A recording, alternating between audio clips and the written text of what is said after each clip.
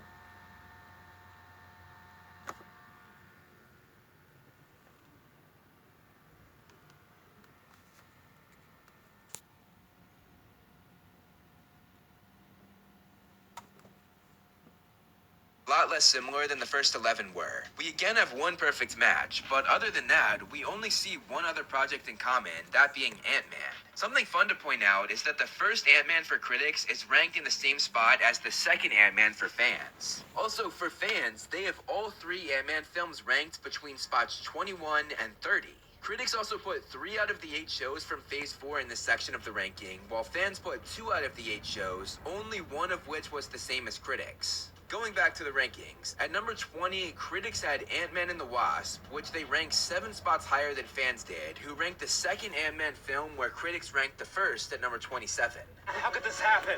I mean, what the dickens?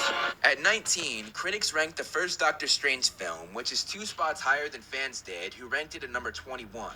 And something interesting, this is the 5th example of fans and critics being just 2 spots off in the ranking. Captain America the Winter Soldier takes the 18th spot for critics, which is significantly lower than where fans ranked it, as they had it 11 spots higher at number 7. In the 17th spot, critics had Captain America Civil War, which fans ranked higher, putting it 3 spots ahead of critics at number 14. In the 16th spot for critics, they put the second Spider-Man film, Far From Home, which fans also ranked much higher. They had Far From Home as the 3rd best project of the franchise, which is 13 spots higher from where the critics put it. What just happened? At number 15, critics put the show WandaVision, which fans ranked slightly lower at number 17. Also, this is the 6th example of fans and critics being just 2 spots off in their ranking. That seems to be a funny pattern forming as we go. At number 14, critics had Shang-Chi, The Legend of the Ten Rings. Meanwhile, fans had this film ranked as the 2nd best MCU project, placing it 12 spots ahead of critics. It doesn't matter. It matters. The Avengers, the first big crossover in the franchise, ranks at number 13 for critics. However, I definitely agree more with fans who ranked this film at number 10. I for sure believe this movie deserves to be in the top 10 for the MCU. How about that? At 12, critics put the show Hawkeye, which is 4 spots ahead of where fans ranked it at number 16. Number 11 for critics was Loki, which is 2 spots higher than where fans ranked it, putting it at number 13. And again, we have our 7th example of fans and critics being just 2 spots off in their ranking. And now, let's take a step back and compare the last 10 entries between fans and critics. We have no perfect matches in this stretch of the ranking, but we do have 4 different projects in common: Civil War, WandaVision, Hawkeye, and Loki. This is where fans placed 4 out of the 8 shows that were part of Phase 4, but the order of them sort of shocked me. I definitely thought that WandaVision would either be first or second, but in this stretch of the fans' ranking, it was actually the lowest of the 4, as Hawkeye, Moon Knight, and Loki are all ahead of it. Critics also had both the 2nd and 3rd Captain America movies in this stretch of the ranking, and interestingly, had both of them at 90%, which is very different from the ranking of the first Captain America movie at 80%. It's getting damn near past time for you to get with that program, Cap. Don't hold your breath. Reaching the top 10, critics had Guardians of the Galaxy, which fans also had in the top 10, only it was 4 spots up at number 6. You said it yourself, bitch. We're the Guardians of the Galaxy. At number 9, critics put the first Spider-Man movie, Spider-Man Homecoming, which is actually much higher than where fans ranked it, as they put it 10 spots back at number 19. The Guardians of the Galaxy Holiday Special comes in at number 8 for critics, which is way off from where the fans had this. They had it all the way back at number 29, which is a 21 spot difference. This also means that critics had the Guardians Holiday Special ahead of both the first and second film. Meanwhile, fans had both the feature films be way ahead of the Holiday Special, the second one being 9 spots ahead and the first one being 23 spots ahead. At number 7, critics had Spider-Man No Way Home, which fans actually had as the best MCU project of all time, taking the number 1 spot, which is a 6 spot difference from critics. However, they did both agree that No Way Home was the best of the 3 Spider-Man films. I love you guys. At number 6, critics had Thor Ragnarok.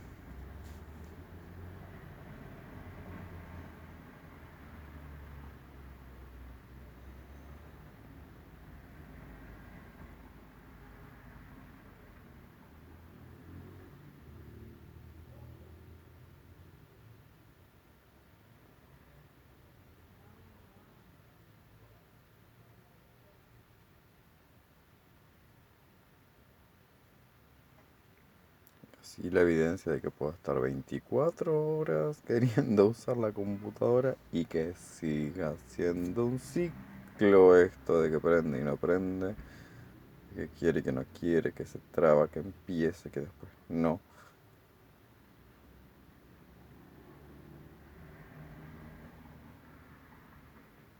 Y ustedes intentan que yo considere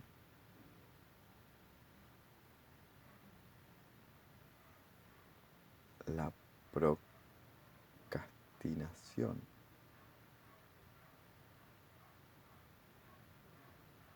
O sea, postergar o desplazar actividades a otro momento.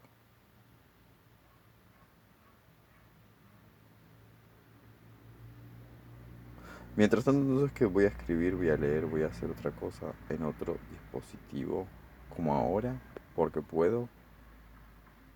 Bueno,